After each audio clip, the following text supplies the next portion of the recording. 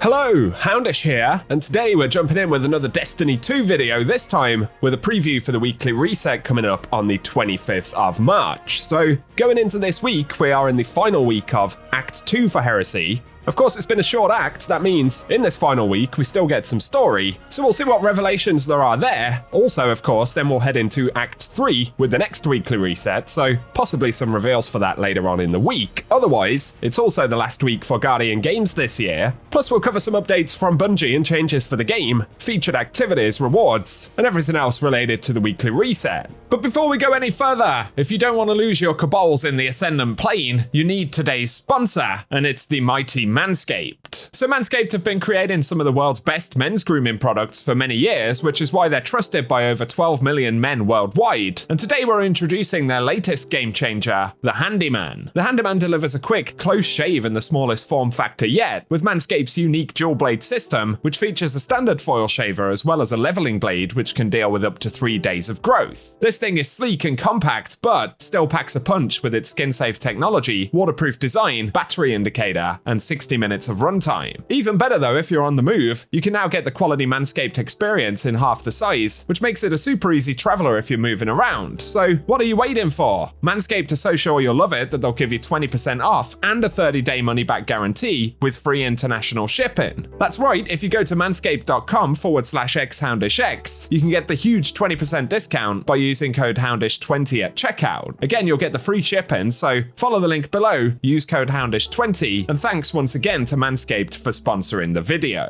Now though, let's get into the weekly reset stuff for this week in Destiny. Of course, we are in the very final week of Act 2, so we're going to get some additional story steps as far as we understand it, and that should be interesting as of course, we'll be heading immediately into the remainder of the story next week. So things are keeping moving, potentially later on this week with the TWID and things like that, we might get a bit more detail about some of the Act 3 content. Otherwise though, keep in mind we'll get a refresh on all of the challenges and things associated with the Heresy content. Heading into the weekly challenges though, there is one to complete Act 2 Part 3 of Rites of the Deep, so that's the story quest for the week. Otherwise, we've got Heretical Arsenal to defeat combatants with SMG final blows, and we get bonus progress in Heresy activities or for defeating Guardians, and that will drop a masterworked version of the Mirror Imago, the SMG from the Heresy set. Then there is Heresy chests to open chests in Heresy activities, and we get additional progress for opening chests after successfully completing encounters in the Nether or defeating more challengers in Court of Blades.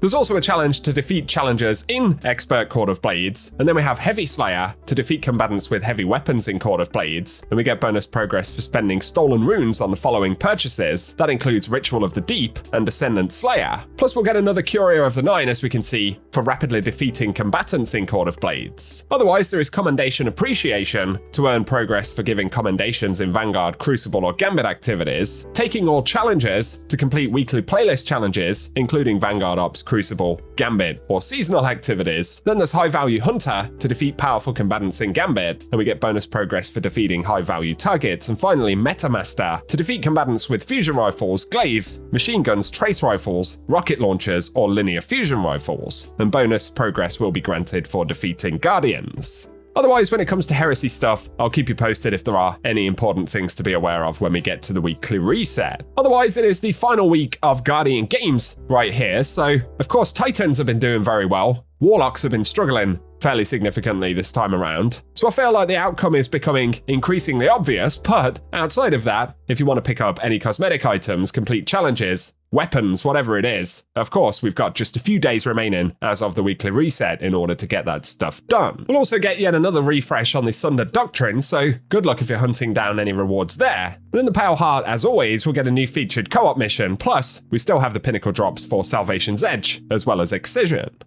When it comes to the weekly Nightfall though, Bungie have confirmed that PsyOps Battleground on the Moon will be the featured Nightfall, and the Slammer is going to be the featured Nightfall weapon, so if you still need to pick one of those up, it'll be a good time to jump in. Of course, we can get the Adept drop from Grandmasters. And also exciting, as we're heading to next week, we do know that we'll see the Sunless Cell Strike return, and that will at some point be a Grandmaster option as well, so that's going to be pretty nice. When it comes to the Crucible though, we know that Trials will return on Friday, plus Bungie have confirmed that Momentum Control will be featured this week also, so if you've been looking to jump into that one, we'll finally be able to do it with the weekly reset. For featured raid and dungeon activities though, we do know that we've got Vault of Glass coming up this week where we can pick up the Vex Mythoclast. Also, Crota's End should be featured as well, and the random drop loot tables for these activities are totally farmable. Plus, of course, if you're working on the Necrochasm quest, it can be at least a little bit easier to make some progress when it's featured because more folks are playing it.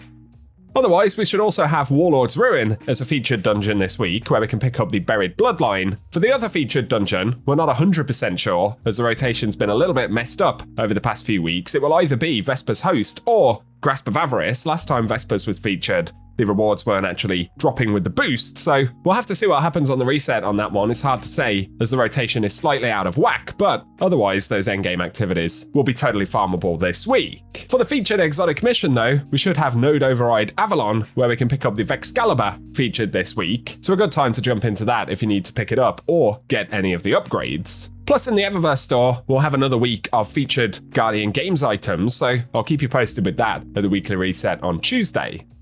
For the Dares of Eternity rotation though, outside of the core loot drops, we'll get Rotation 1 drops, which includes the Scatterhorn and Wild Hunt armor sets, as well as a bunch of weapons from Season of the Hunt, Worthy, and a couple of Forsaken World drops in there as well. Those are random drops at the end of the activity. For Lost Sectors this week though, on Tuesday, we should have the Broken Deep featured in the Pale Heart. Then on the 26th, we'll get the Blooming Deep, which is followed by Bunker E15 on the 27th of March, Perdition on the 28th, Vel's Labyrinth for the 29th, then we'll get Exodus Garden 2A on the 30th, and Aphelion's Rest for the 31st. And the Lost Sectors, of course, can drop random world weapon drops, as well as chances at exotic engrams on solo completions.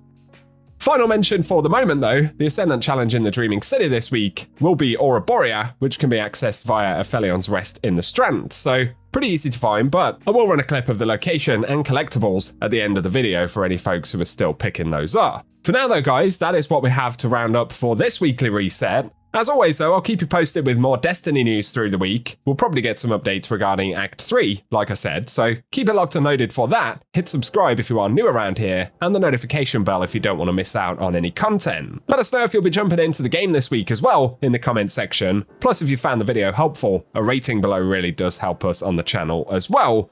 Otherwise though, thank you for tuning in, and I hope you guys have an awesome day.